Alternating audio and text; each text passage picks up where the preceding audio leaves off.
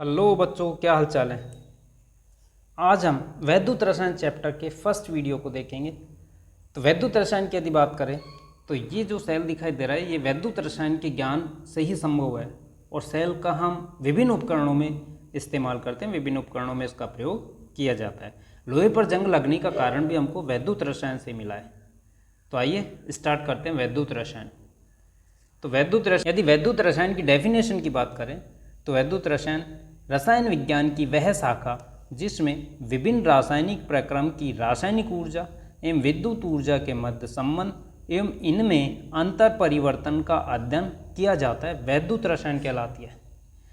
तो वैद्युत रसायन में रसायन विज्ञान की वह शाखा है जिसमें रासायनिक प्रक्रम की जो रासायनिक ऊर्जा है एवं विद्युत ऊर्जा के मध्य संबंध एवं इनमें अंतर परिवर्तन का अध्ययन किया जाता है, वैद्युत रसायन कहलाती है। वैद्युत रसायन का मुख्य आधार ऑक्सीकरण अपचयन अभिक्रिया है। 11वीं क्लास में हम ऑक्सीकरण अपचयन अभिक्रिया को पढ़ चुके हैं। यदि ऑक्सीकरण की बात करें तो इलेक्ट्रॉन का बाहर निकलना ऑक्सीकरण कहलाता है, जबकि अपचयन की बात करें तो इलेक्ट्रॉन ग्रहण करना अपचयन कहलाता है। सामान्यतः विद्युत ऊर्जा का रासायनिक ऊर्जा में एवं रासायनिक ऊर्जा का विद्युत ऊर्जा में परिवर्तन के लिए जिस उपकरण का प्रयोग करते हैं उसे सेल कहते हैं। तो नेक्स्ट देखते हैं हम सेल। यदि सेल की बात करें तो सेल वह उपकरण जो रासायनिक ऊर्जा को विद्युत ऊर्जा में या वैद्युत ऊर्जा को रासायनिक ऊर्जा में परिवर्तित करते हैं, सेल कहलाते हैं। और सेल दो प्रकार के होते हैं। यदि सेलों की बात करें तो वह उपकरण जो रासायनिक ऊर्जा को विद्युत ऊर्जा में या विद्युत ऊर्जा को रासायनिक ऊर्जा में चेंज करते हैं, सेल कहलाते हैं। और सेल दो प्रकार के होते हैं। नंबर 1 वैद्युत रासायनिक सेल, नंबर 2 वैद्युत अपघटनी सेल। सेल की बात करें तो इनमें रासायनिक ऊर्जा विद्युत ऊर्जा में परिवर्तित होती है। तो वे सेल जिनके द्वारा रासायनिक ऊर्जा को वैद्युत ऊर्जा में परिवर्तित किया जाता है वैद्युत रासायनिक सेल या इलेक्ट्रोकेमिकल सेल कहलाते हैं। इन्हें गैल्वेनी या वोल्टीय सेल भी कहते हैं और इसका उदाहरण डैनियल सेल है। इसका प्रचलित जो उदाहरण है वो डैनियल सेल है। नेक्स्ट हम देखते हैं डैनियल सेल या गैल्वेनी सेल की संरचना। यदि डैनियल सेल या गैल्वेनी सेल की संरचना की बात करें तो डैनियल सेल या गैल्वेनी सेल, इस सेल को बनाने के लिए जिंक धातु की छड़ जिंक सल्फेट विलयन में तथा कॉपर धातु की छड़ कॉपर सल्फेट विलयन में डुबोकर दोनों विलयनों को लवण सेतु द्वारा जोड़ देते हैं, साल्ट ब्रिज की सहायता से जोड़ देते हैं। तो डैनियल सेल के अंदर जिंक धातु की छड़ जिंक सल्फेट विलयन में और कॉपर धातु की छड़ कॉपर सल्फेट विलयन में डूबी होती है और दोनों अर्ध सेलों को लवण सेतु के माध्यम से जोड़ देते हैं। इस जिंक धातु की छड़ एनोड का काम करती है जिस पर ऑक्सीकरण होता है। तो जिंक धातु की छड़ से जो इलेक्ट्रॉन निकलते हैं, जिंक धातु की छड़ से जिंक परमाणु जिंक आयन में बदलकर विलयन में आता रहता है, जिससे जिंक छड़ के आकार में, जिंक छड़ के भार में कमी होती जाती है और जो इलेक्ट्रॉन उत्पन्न होते हैं वो जिंक छड़ से कॉपर छड़ की ओर गति करते हैं।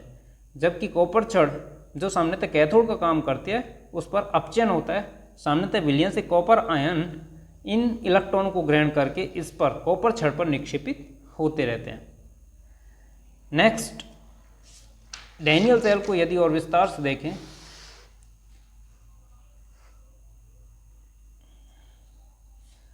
इस सेल का एक अर्ध सेल ZnSO4 और दूसरा अर्ध सेल CuSO4 इलेक्ट्रोड है।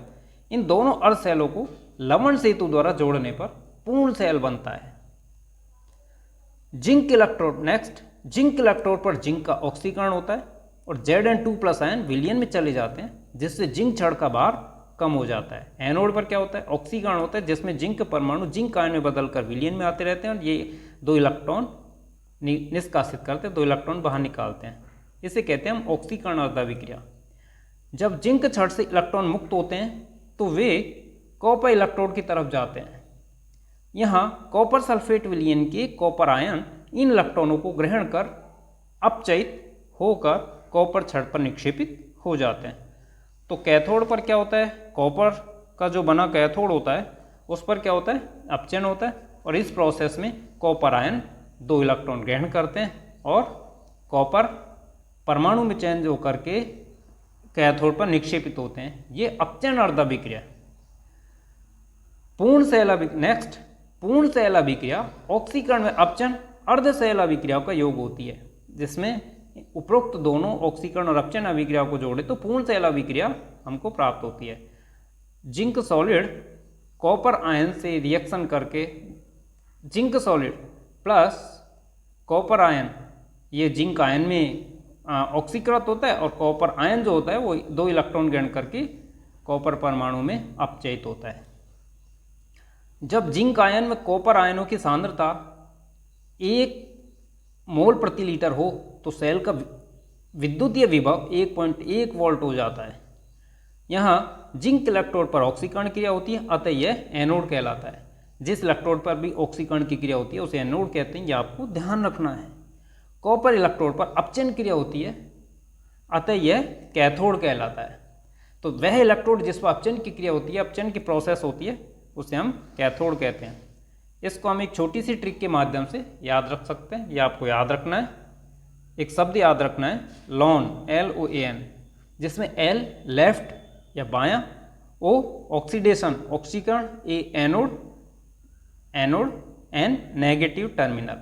तो हमेशा ये हम आगे चल करके पढ़ेंगे कि सेल प्रदर्शन में हमेशा एनोड को लेफ्ट साइड में दिखाते हैं और इस पर हमेशा ऑक्सीकरण होता है और यह नेगेटिवली चार्ज टर्मिनल होता है, इस पर नेगेटिव चार्ज होता है यदि ये इलेक्ट्रोकेमिकल सेल है तो।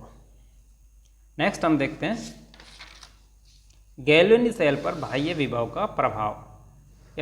यदि गैलियोनी सेल पर बाह्य विभव के प्रभाव की बात करें, यदि डैनियल सेल पर बाह्य विभव लगाकर इसे धीरे धीरे बढ़ाया जाए तो अभिक्रिया धीमी होने लगती है। जैसे ही बाह्य विभव 1.1 वोल्ट हो जाता है तो अभिक्रिया पूर्णतः रुक जाती है। यदि बाह्य विभव में 1.1 वोल्ट से अधिक वृद्धि की जाए तो सेल अभिक्रिया विपरीत दिशा में प्रारंभ हो जाती है, अर्थात कॉपर सॉलिड का रिडक्शन होता है। कॉपर सॉलिड 2 इलेक्ट्रॉन त्यागता है, जिंक आयन उन इलेक्ट्रॉन को ग्रहण करके रिड्यूस होता है और कॉपर सॉलिड यह ऑक्सीडाइज होकर के कॉपर आयन बनाता है। अब यह सेल एक विद्युत अपघटनी सेल के समान कार्य करने लगता है, जिसमें बाह्य विद्युत ऊर्जा के उपयोग से एक स्वतः अप्रवर्तित रासायनिक अभिक्रिया प्रारंभ हो जाती है। तो इसमें सामान्यतः गैलियोनी सेल पर यदि बाह्य विभव हम लगाएं तो बाह्य विभव लगाने पर जो सेटअप बनता है उसमें इस प्रकार के सेटअप में हम यदि बाह्य विभव का मान बढ़ाते जाएं तो प्रारंभ में अभिक्रिया की गति, डैनियल सेल के अंदर होने वाली रासायनिक अभिक्रिया की गति धीमी होती जाती है और जब इस बाह्य विभव का मान 1.1 वोल्ट के बराबर हो जाता है तो इसके अंदर होने वाली सेल अभिक्रिया पूर्णतः बंद हो जाती है। और 1.1 वोल्ट से जैसे ही बाह्य विभव ज़्यादा होता है वैसे ही ये जो डैनियल सेल के अंदर रासायनिक अभिक्रिया अपोजिट डायरेक्शन में होने लगती है, अर्थात जहाँ पहले जिंक पर ऑक्सीकरण हो रहा था अब रिडक्शन होने लग जाता है और कॉपर चढ़ पर जहाँ रिडक्शन हो रहा था यहाँ अब ऑक्सीडेशन होने लग जाता है और यह एक विद्युत अपघटनी सेल की तरह बिहेव करने लगता है। तो इन अलग अलग कंडीशन को यदि देखें तो इन अलग अलग कंडीशन को यदि देखें तो जब ई बाह्य विभव का मान 1.1 वोल्ट से कम है तो इस स्थिति में इलेक्ट्रॉन का प्रवाह जिंक छड़ से कॉपर छड़ की ओर, अतः विद्युत धारा प्रवाह, हमेशा ये ध्यान रखना है कि विद्युत धारा का प्रवाह नेगेटिव चार्ज प्रवाह के अपोजिट डायरेक्शन में होता है या पॉजिटिव आवेश प्रवाह की दिशा में होता है। तो इलेक्ट्रॉनों का प्रवाह जिंक छड़ से कॉपर छड़ की ओर, अतः विद्युत धारा प्रवाह कॉपर से जिंक की ओर होता है। नेक्स्ट, जिंक एनोड पर से घुलता है, चूंकि यहाँ पर ऑक्सीकरण हो रहा है इसलिए जिंक परमाणु जिंक आयन में बदल करके विलयन में आता रहता है तथा कॉपर कैथोड पर निक्षेपित होता है, क्योंकि कॉपर छड़ पर रिडक्शन होता है जिसमें कॉपर आयन 2 इलेक्ट्रॉन गेन करके रिड्यूस होकर कॉपर छड़ पर निक्षेपित होता रहता है। दूसरी कंडीशन ये हो सकती है कि जब बाह्य विभव का मान 1.1 वोल्ट हो जाए अर्थात डैनियल सेल के बराबर हो जाए तो इस स्थिति में इलेक्ट्रॉन अथवा विद्युत धारा का कोई प्रवाह नहीं होता है और दूसरी जो विशेषता है कोई रासायनिक अभिक्रिया इसमें नहीं होती है, ये उस केस में जब बाह्य विभव का मान 1.1 वोल्ट हो जाए। तीसरी कंडीशन ये हो सकती है जब बाह्य विभव का मान 1.1 वोल्ट से अधिक हो जाए। इस स्थिति में इलेक्ट्रॉनों का प्रवाह कॉपर से जिंक की ओर तथा विद्युत धारा का प्रवाह जिंक से कॉपर की ओर अर्थात अपोजिट डायरेक्शन में होने लग जाता है। जिंक इलेक्ट्रोड पर निक्षेपित होता है तथा कॉपर इलेक्ट्रोड से घुलता है। अब कॉपर इलेक्ट्रोड एनोड होगा अर्थात कॉपर इलेक्ट्रोड पर ऑक्सीडेशन होकर यह कॉपर आयन में बदलेगा, 2 इलेक्ट्रॉन त्यागेगा, 2 इलेक्ट्रॉन मुक्त करेगा। वह जिंक इलेक्ट्रोड कैथोड होगा अर्थात यहाँ पर रिडक्शन होगा जिसमें जिंक आयन 2 इलेक्ट्रॉन गेन करके जिंक परमाणु में परिवर्तित होता है। नेक्स्ट हम देखते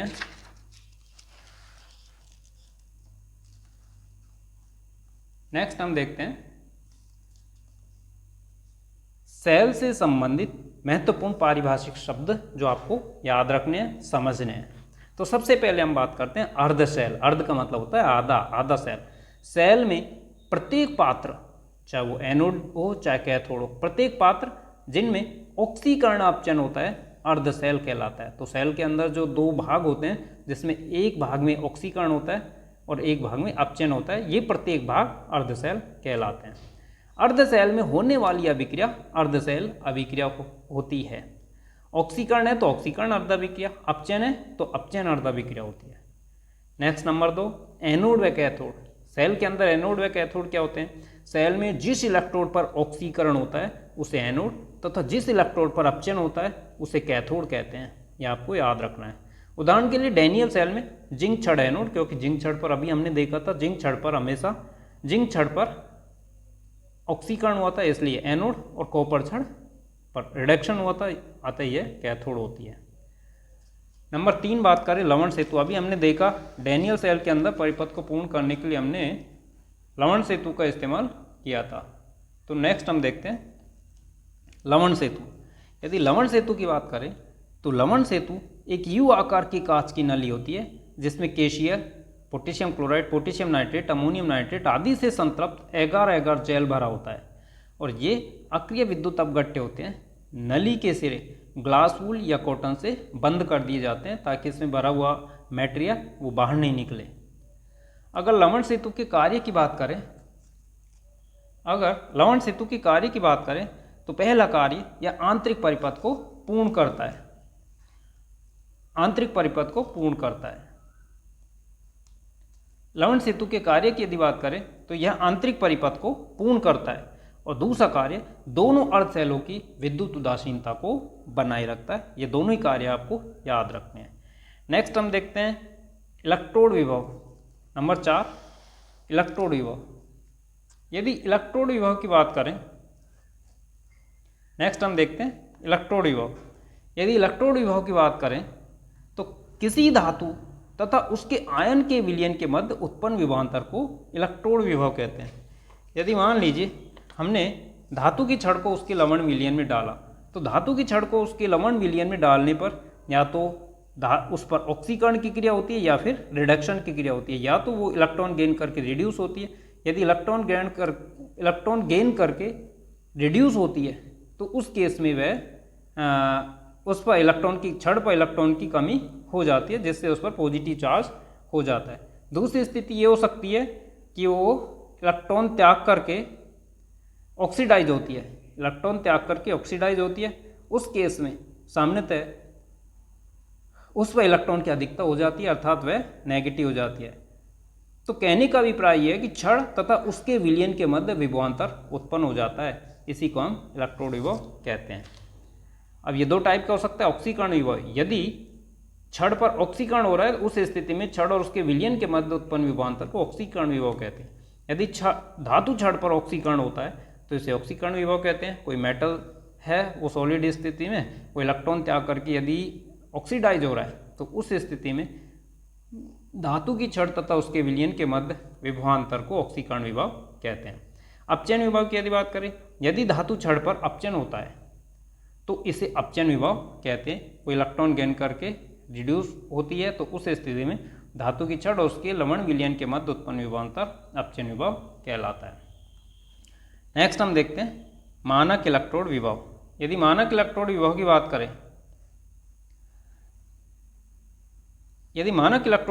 करें, तो जब किसी अर्ध सेल अभिक्रिया में 298 केल्विन ताप पर प्रयुक्त सभी स्पीसीज की सांद्रता एक इकाई हो या 1 मोल प्रति लीटर होती है, तो इस स्थिति में इलेक्ट्रोड विभव को मानक इलेक्ट्रोड विभव कहा जाता है। यह आपको ध्यान रखना है, मानक इलेक्ट्रोड विभव या ई नॉट से इसको रिप्रेजेंट करते हैं। तो ये क्या होता है, जब किसी अर्ध सेल अभिक्रिया में 298 केल्विन ताप पर प्रयुक्त सभी स्पीसीज की सांद्रता इकाई हो, तो उस स्थिति में इलेक्ट्रोड विभव को मानक इलेक्ट्रोड विभव कहा जाता है।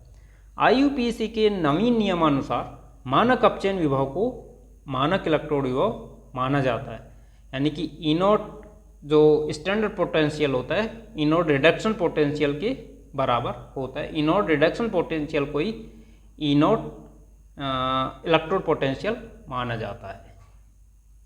नेक्स्ट हम बात करते हैं सेल का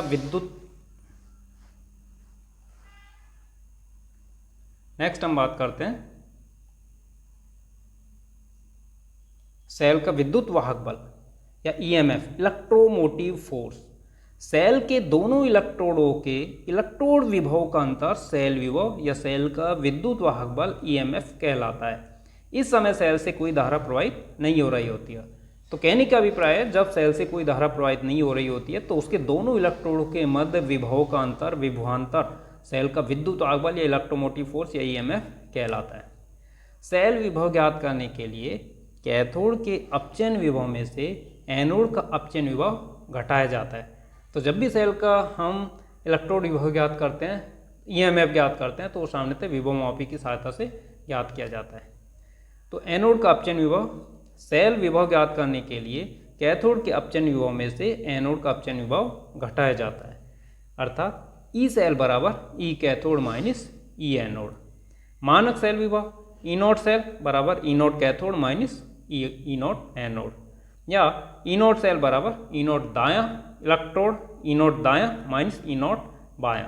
सामान्यतः ई नॉट दायां कैथोड ही होता है और ई नॉट बायां एनोड होता है। यह हम सेल आरेख या सेल प्रदर्शन के अंदर देखेंगे। नेक्स्ट नंबर 7 हम बात करते हैं सेल आरेख या सेल प्रदर्शन। यदि सेल आरेख या सेल प्रदर्शन की बात करें, नेक्स्ट हम देखते हैं सेल आरेख या सेल प्रदर्शन। यदि सेल आरेख या सेल प्रदर्शन की बात करें तो सेल को निरूपित करते समय एनोड को बाईं ओर तथा कैथोड को दाईं ओर लिखा जाता है। यह आपको याद रखना है।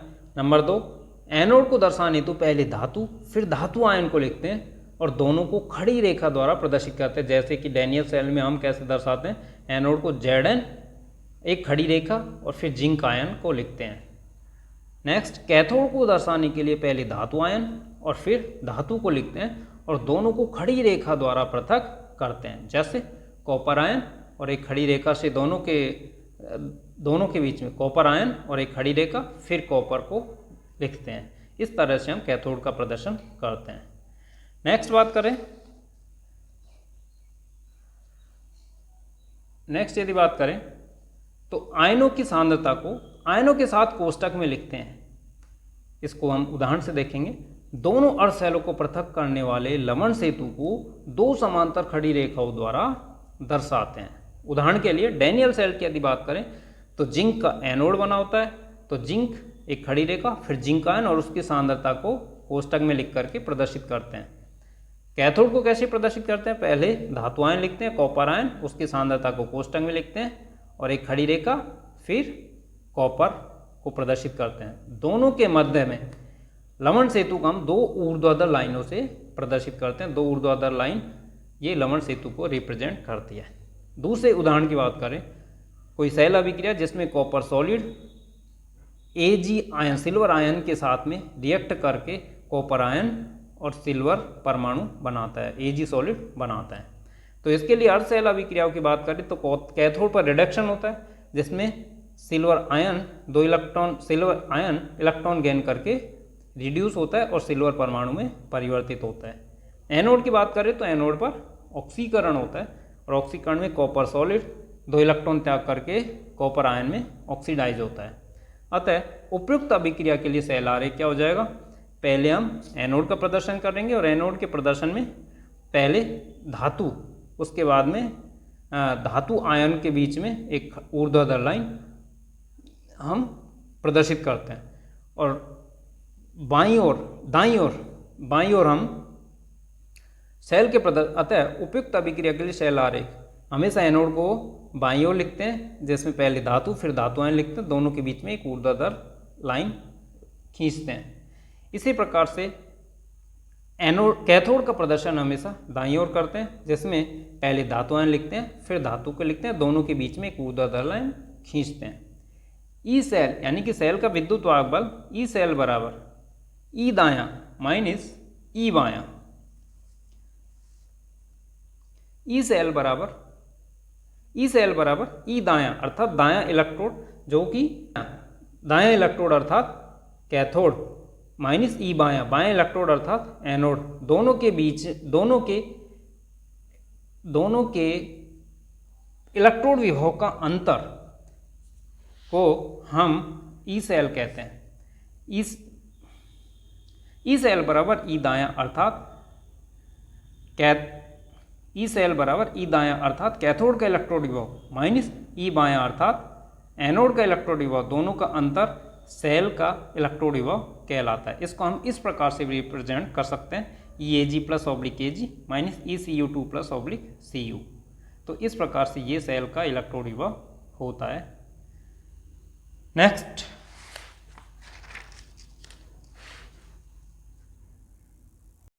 नेक्स्ट हम बात करते हैं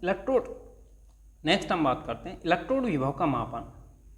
तो सामान्यतः अकेले अर्ध सेल के विभव का मापन नहीं किया जा सकता, अकेले इलेक्ट्रोड का इलेक्ट्रोड विभव नहीं मापा जा सकता। हम केवल दो अर्ध सेलों के विभव में अंतर को माप सकते हैं। अतः एकल इलेक्ट्रोड का विभव एक संदर्भ इलेक्ट्रोड के तुलनात्मक आधार पर ज्ञात कर सकते हैं। अकेले इलेक्ट्रोड का इलेक्ट्रोड विभव यदि ज्ञात करना है तो किसी संदर्भ इलेक्ट्रोड अर्थात जिसका इलेक्ट्रोड विभव ज्ञात हो उसके सापेक्ष हम ज्ञात कर सकते हैं। हम मानक hydrogen electrode that is SHE standard hydrogen electrode का प्रयोग संदर्भ इलेक्ट्रोड के रूप में करते हैं। इसका इलेक्ट्रोड विभव सभी तापों पर शून्य माना गया है। इसकी इलेक्ट्रोड अभिक्रिया H प्लस इलेक्ट्रॉन गेन करके रिड्यूस होकर के हाइड्रोजन गैस में रिड्यूस होता है। SHE को निम्न प्रकार प्रदर्शित करते हैं। प्लेटिनम सॉलिड हाइड्रोजन गैस, दोनों के बीच में एक ऊर्ध्वाधर लाइन और उसके बाद में H प्लस आयन और दोनों के बीच में एक ऊर्ध्वाधर लाइन। इस प्रकार से SHE को इसके माध्यम से इस प्रकार से प्रदर्शित किया जाता है, जहाँ प्लेटिनम एक अक्रिय इलेक्ट्रोड होता है। नेक्स्ट SHE को देख लेते हैं। SHE की संरचना की यदि बात करें तो नेक्स्ट हम बात करते हैं मानक हाइड्रोजन इलेक्ट्रोड SHE। SHE क्या होता है? SHE में प्लेटिनम ब्लैक से लेपित प्लेटिनम इलेक्ट्रोड होते हैं। यह इलेक्ट्रोड इकाई सांद्रता वाले अम्लीय 1 मोल प्रति लीटर H प्लस विलयन में डूबा होता है, निमज्जित होता है। नेक्स्ट, प्लेटिनम इलेक्ट्रोड पर एक बार दाब पर शुद्ध हाइड्रोजन गैस प्रवाहित की जाती है और प्लेटिनम इलेक्ट्रोड कांच की नली से घिरा होता है। नेक्स्ट, हाइड्रोजन की अपचयित एवं ऑक्सीकृत दोनों अवस्थाओं की सांद्रता इकाई मान पर रखी जाती है। यदि इसकी संरचना की बात करें तो इसकी संरचना SHE में प्लेटिनम ब्लैक से लेपित प्लेटिनम का इलेक्ट्रोड होता है और यह इलेक्ट्रोड इकाई सांद्रता वाले H प्लस आयन 1 मोल प्रति लीटर H प्लस आयन वाले विलयन में डूबा होता है और इस पर एक बार दाब पर हाइड्रोजन गैस प्रवाहित होती रहती है, प्रवाहित की जाती है। कहने का अभिप्राय है कि हाइड्रोजन की अपचयित और ऑक्सीकृत दोनों ही अवस्था में इसकी सांद्रता इकाई मान पर रखी जाती है, यह आपको याद रखना है। ये इसकी संरचना है, इसको भी आपको याद रखना है। नेक्स्ट आगे देखते हैं। यदि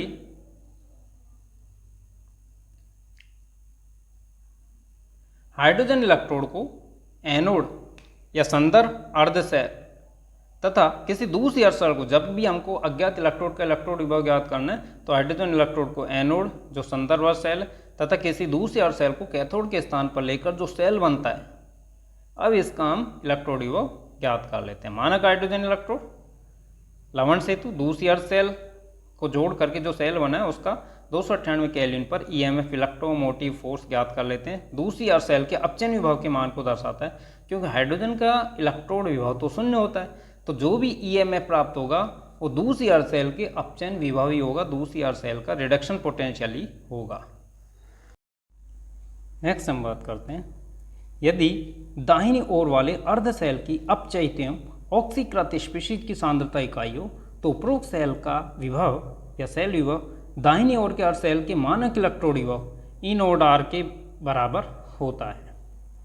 अर्थात ई नोड सेल बराबर ई नोड आर, अर्थात राइट इलेक्ट्रोड और राइट की तरफ कैथोड होता है माइनस ई नोड एल लेफ्ट इलेक्ट्रोड, जहाँ ई नोड सेल बराबर सेल का मानक सेल विभव ई नोट आर व ई नोट एल क्रमशः दाहिनी बाईं ओर के अर्ध सेलों के मानक इलेक्ट्रोड विभव है। या हम ये कह सकते हैं कि ई नोट आर कैथोड का इलेक्ट्रोड विभव है, ई नोट एल एनोड का इलेक्ट्रोड विभव है। इन दोनों का अंतर ई नोट सेल अर्थात सेल का ईएमएफ जो कि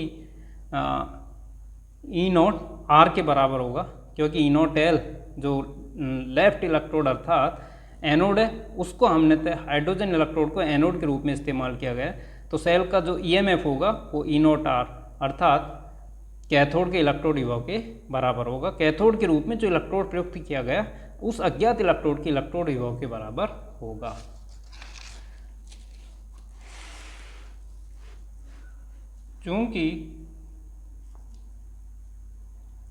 चूंकि मानक हाइड्रोजन इलेक्ट्रोड का विभव ई नोट एल शून्य होता है, अतः ई नोट सेल बराबर ई नोट आर माइनस 0 बराबर ई नोट आर, अर्थात सेल का जो ईएमएफ होगा सेल विभव जो होगा वो ई नोट आर अर्थात कैथोड के रूप में प्रयुक्त इलेक्ट्रोड अज्ञात इलेक्ट्रोड के इलेक्ट्रोड विभव के बराबर होगा। उदाहरण के निम्न सेल का मापित ईएमएफ इलेक्ट्रोमोटिव फोर्स 0.34 वोल्ट है, जो कि निम्न अर्ध सेल अभिक्रिया का मानक इलेक्ट्रोड विभव भी है। एक सेल का प्रदर्शन किया गया, सेल आरेख दिया गया जिसमें अज्ञात इलेक्ट्रोड कॉपर का इलेक्ट्रोड विभव हमको ज्ञात करना है, तो इसके साथ में SHE को जोड़कर बने सेल का हम ईएमएफ ज्ञात कर लेते हैं। अब ये जो ईएमएफ होगा अज्ञात इलेक्ट्रोड अर्थात कॉपर के मानक इलेक्ट्रोड विभव का मान होगा, सेल विभव कॉपर की मानक इलेक्ट्रोड विभव का मान होगा अर्थात 0.34 वोल्ट। इसी प्रकार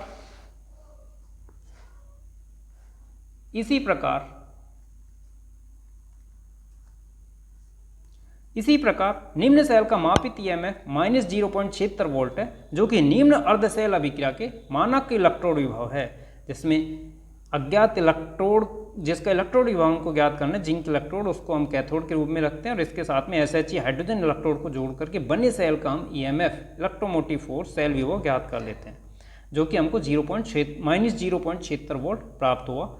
अब यह माइनस 0.76 वोल्ट जो सेल का ईएमएफ है वो अज्ञात इलेक्ट्रोड जिंक के इलेक्ट्रोड विभव मानक इलेक्ट्रोड विभव का मान होता है। नोट ये भी आपको याद रखना है, मानक इलेक्ट्रोड विभव का धनात्मक मान यह दर्शाता है कि आयन H+ आयनों की तुलना में आसानी से अपचयित हो जाते हैं। उदाहरण के लिए कॉपर आयन H+ आयनों की तुलना में आसानी से अपचयित हो जाता है। मानक इलेक्ट्रोड विभव का ऋणात्मक मान यह दर्शाता है कि H+ आयन उस तत्व को ऑक्सीकृत कर सकते हैं। उदाहरण के लिए जिंक H+ आयनों द्वारा आसानी से ऑक्सीकृत हो सकता है, यह हम आगे चलकर और विस्तार से देखेंगे। नेक्स्ट हम देखते हैं डैनियल सेल का ईएमएफ। यदि डैनियल सेल के ईएमएफ की बात करें तो डैनियल सेल कॉपर और जिंक इलेक्ट्रोड से मिलकर के बना होता है। डैनियल सेल के नेक्स्ट हम देखते हैं डैनियल सेल का ईएमएफ। डैनियल सेल के ईएमएफ की बात करें तो डैनियल सेल की अर्ध अभिक्रिया निम्न प्रकार लिखी जा सकती है। बाएं इलेक्ट्रोड जिसमें जिंक जो ऑक्सीडाइज होता है और जिंक आयन में परिवर्तित होता है, 2 इलेक्ट्रॉन त्यागता है। दाएं इलेक्ट्रोड अर्थात कैथोड की बात करें तो कॉपर 2 इलेक्ट्रॉन गेन करके रिड्यूस होता है, कॉपर में उदासीन कॉपर में अपचयित होता है।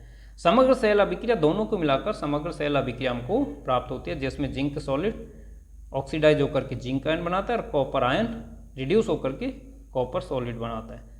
सेल के ईएमएफ की यदि बात करें तो सेल का ईएमएफ अभी हमने देखा था।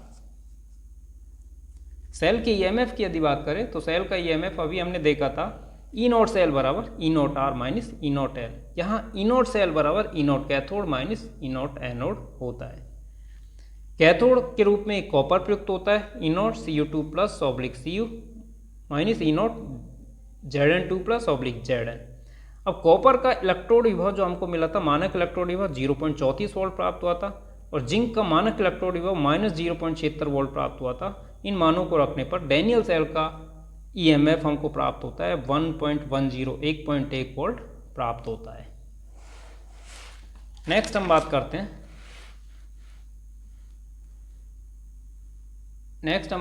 हैं अक्रिय इलेक्ट्रोड। यदि अक्रिय इलेक्ट्रोड की बात करें, कभी कभी प्लेटिनम एवं स्वर्ण अक्रिय इलेक्ट्रोड कभी कभी प्लेटिनम एवं स्वर्ण जैसी धातुएं अभिक्रिया में भाग नहीं लेती, परंतु ऑक्सीकरण एवं अपचयन अभिक्रियाओं में इलेक्ट्रॉनों के चालन के लिए अपनी सतह प्रदान करती है।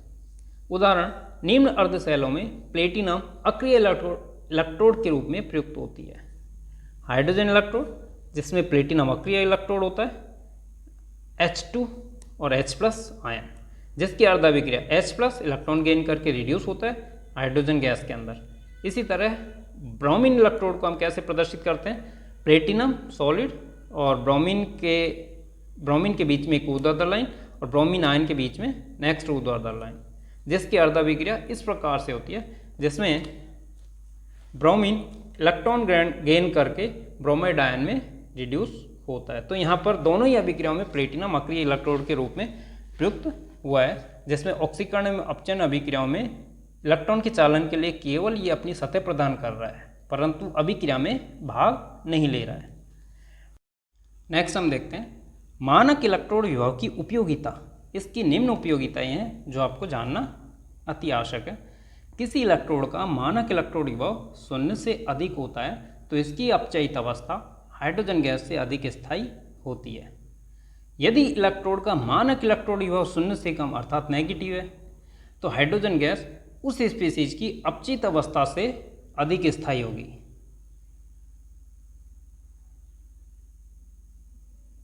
यदि इलेक्ट्रोड का मानक इलेक्ट्रोड विभव 0 से कम नेगेटिव है अर्थात नेगेटिव है तो हाइड्रोजन गैस उस स्पीसीज की अपचयित अवस्था से अधिक स्थायी होगी। नंबर 3, विद्युत रासायनिक श्रेणी इलेक्ट्रोकेमिकल सीरीज में फ्लोरीन का मानक इलेक्ट्रोड विभव उच्चतम है। तो जो यह दर्शाता है कि फ्लोरीन गैस की फ्लोराइड आयन में अपचयित होने की प्रवृत्ति अधिकतम है। अतः फ्लोरीन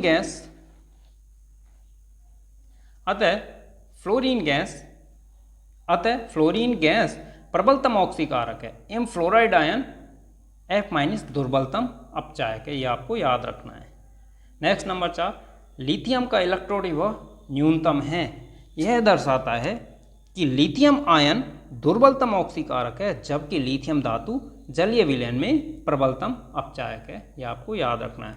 तो कहने का अभिप्राय यह है कि ऑक्सीकारक क्षमता डायरेक्टली प्रोपोर्शनल होती है मानक अपचयन विभव स्टैंडर्ड रिडक्शन पोटेंशियल के डायरेक्टली प्रोपोर्शनल होती है ऑक्सीकारक क्षमता। कहने का मतलब है किसी धातु का मानक अपचयन विभव जितना अधिक होगा उसकी ऑक्सीकारक क्षमता भी उतनी ही अधिक होगी। तो मानक अपचयन विभव सबसे ज़्यादा जो फ्लोरीन का होता है तो उसकी ऑक्सीकारक क्षमता भी सबसे सर्वाधिक होती है। नोट ये भी आपको याद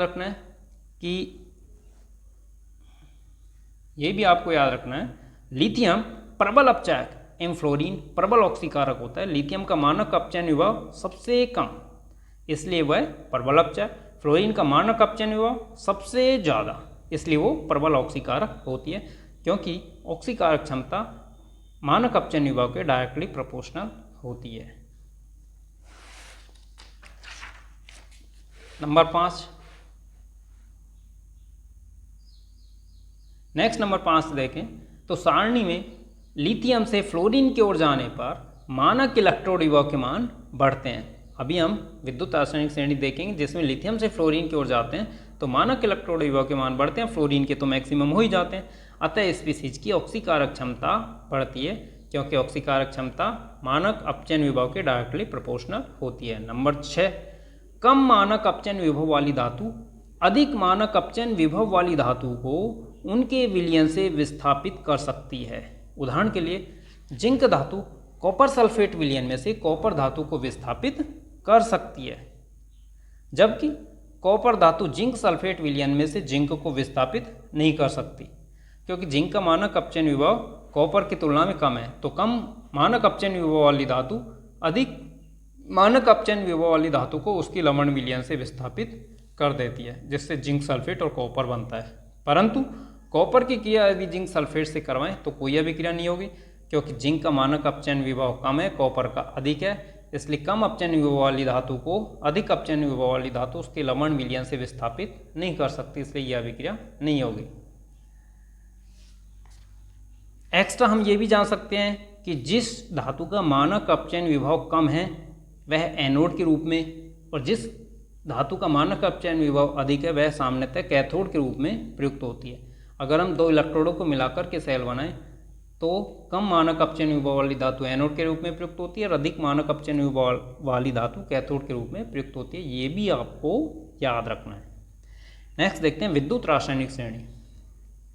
विभिन्न तत्वों को उनके मानक इलेक्ट्रोड विभव के घटते या बढ़ते क्रम में रखने पर जो श्रेणी प्राप्त होती है उसे विद्युत रासायनिक श्रेणी ECS कहते हैं। नेक्स्ट हम देखते हैं विद्युत रासायनिक श्रेणी।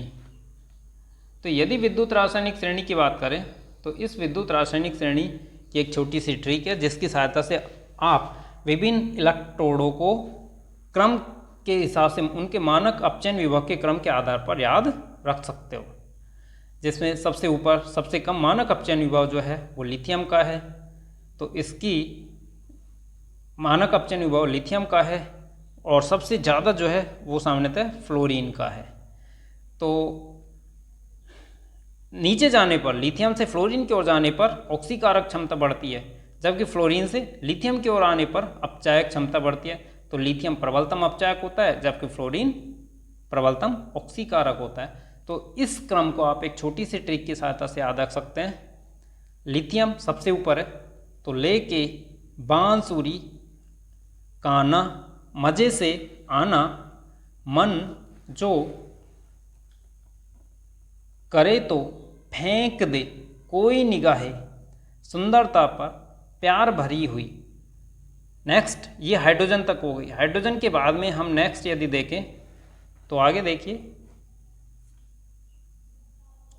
क्यों आई होगी आज बाहर, क्यों आई होगी आज बाहर पिटने कल के बाद,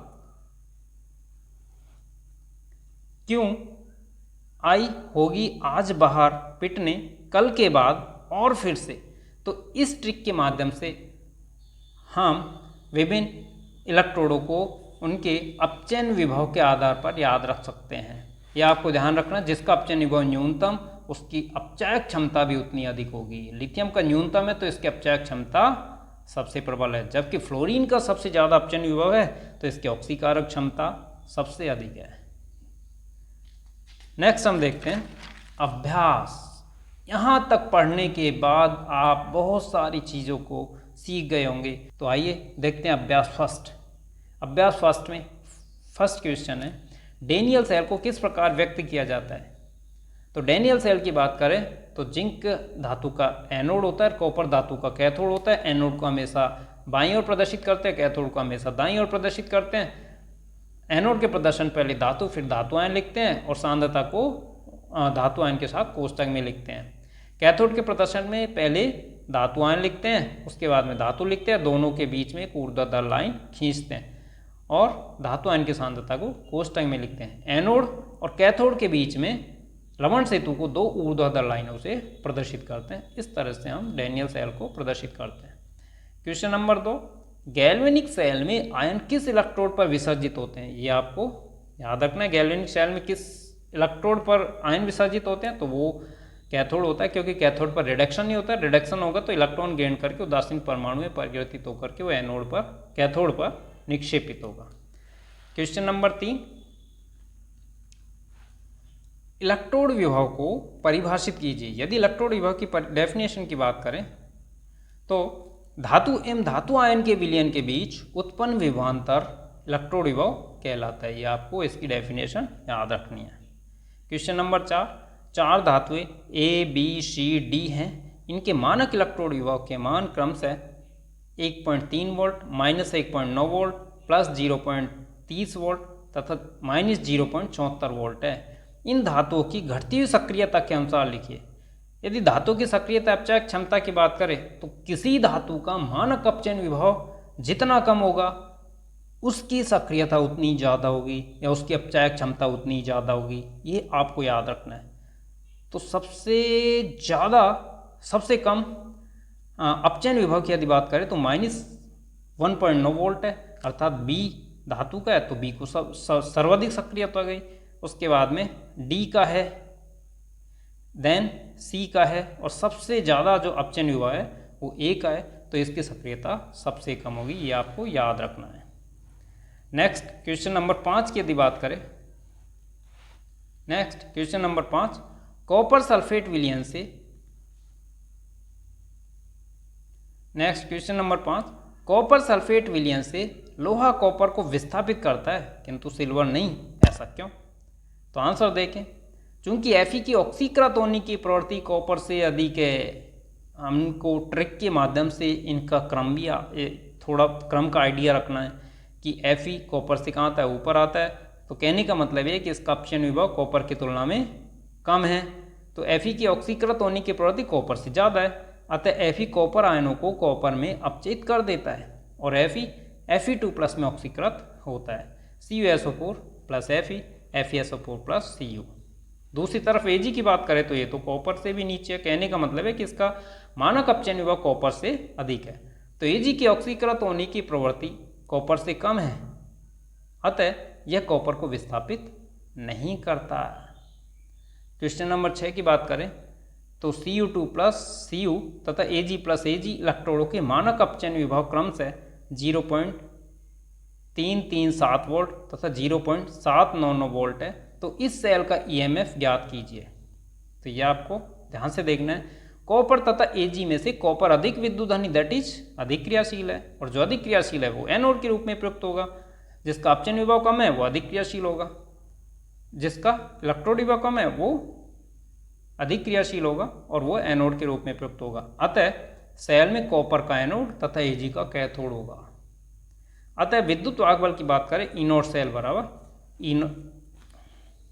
विद्युत वाहक बल की बात करें तो ई नॉट सेल बराबर E nought R minus E nought L, या ई नॉट सेल बराबर E nought cathode minus E nought anode. और कैथोड का इलेक्ट्रोड पोटेंशियल जो है, अपचयन विभव जो है 0.799 है, माइनस एनोड का जो इलेक्ट्रोड पोटेंशियल है अपचयन विभव 0.337 है। यदि इसको माइनस करें तो यह आता है 0.462 वोल्ट। तो ये इन दोनों इलेक्ट्रोडों से बने सेल का EMF होगा, यह आपको ध्यान से देखना है। नेक्स्ट लास्ट क्वेश्चन, अब नेक्स्ट हम देखते हैं अभ्यास 1 का लास्ट क्वेश्चन। यदि अभ्यास 1 के लास्ट क्वेश्चन की बात करें तो सेल अभिक्रिया, अभ्यास 1 के लास्ट क्वेश्चन की बात करें तो सेल अभिक्रिया दे रखी है, zinc solid plus 2 Ag plus zinc ion में ऑक्सीकृत होता है और Ag प्लस Ag सॉलिड में रिड्यूस होता है के लिए सेल आरेख तथा इसमें कैथोड व एनोड बताइए। तो सबसे पहले यदि हम बात करें सेल आरेख की, तो सामने तो जो ऑक्सीकृत होता है वो एनोड के रूप में प्रयुक्त होगा, जिंक ऑक्सीकृत हो रहा है इसलिए ये एनोड के रूप में प्रयुक्त होगा। और एनोड के प्रदर्शन में पहले धातु फिर धातु आयन को दर्शाते हैं, दोनों के बीच में एक ऊर्ध्वाधर लाइन खींचते हैं। देन दाईं ओर कैथोड का प्रदर्शन करते हैं, और कैथोड के प्रदर्शन में कैथोड में धातु का हमेशा रिडक्शन होता है और Ag प्लस इलेक्ट्रॉन गेन करके Ag धातु में रिड्यूस हो रहा है, और कैथोड को हमेशा दाईं ओर दर्शाते हैं। कैथोड के प्रदर्शन में पहले धातु आयन को लिखते हैं, उसके बाद में धातु को लिखते हैं, दोनों के बीच में एक ऊर्ध्वाधर लाइन खींचते हैं। बात करते हैं कैथोड एनोड की, तो कैथोड पर हमेशा रिडक्शन होता है, उस हिसाब से सिल्वर का रिडक्शन हो रहा है इसलिए सिल्वर कैथोड के रूप में प्रयुक्त होगा। एनोड पर हमेशा ऑक्सीडेशन होता है, जिंक पर का यहाँ पर ऑक्सीकरण हो रहा है इसलिए जिंक यहाँ पर एनोड के रूप में प्रयुक्त होगा। कैथोड Ag छड़ और एनोड जिंक की छड़ होगी। नेक्स्ट हम बात करते हैं इलेक्ट्रॉन की गति की दिशा, तो हमेशा इलेक्ट्रॉन की गति की दिशा एनोड से कैथोड की ओर होती है, तो इलेक्ट्रॉन जिंक की छड़ से Ag छड़ की ओर जाते हैं। नेक्स्ट बात करते हैं इलेक्ट्रोड अभिक्रिया लिखिए। यदि इलेक्ट्रोड अभिक्रिया की बात करें तो इलेक्ट्रोड अभिक्रिया में कैथोड पर क्या हो रहा है, सिल्वर का रिडक्शन हो रहा है, Ag plus aqueous electron gain करके सिल्वर उदासीन सिल्वर में या सिल्वर परमाणु में रिड्यूस हो रहा है। एनोड की बात करें तो जिंक सॉलिड जो है वो ऑक्सीडाइज होता है जिंक आयन में और 2 इलेक्ट्रॉन मुक्त करता है, ये ऑक्सीकरण है। विद्युत धारा की दिशा की बात करें तो विद्युत धारा की दिशा इलेक्ट्रॉन प्रवाह की दिशा की अपोजिट होगी, अर्थात इलेक्ट्रॉन जिंक की छड़ से एजी छड़ की ओर बह रहे हैं तो विद्युत धारा कैथोड अर्थात एजी से एनोड अर्थात जिंक की ओर प्रवाहित होती है। तो आज के लिए इतना ही, बहुत बहुत धन्यवाद।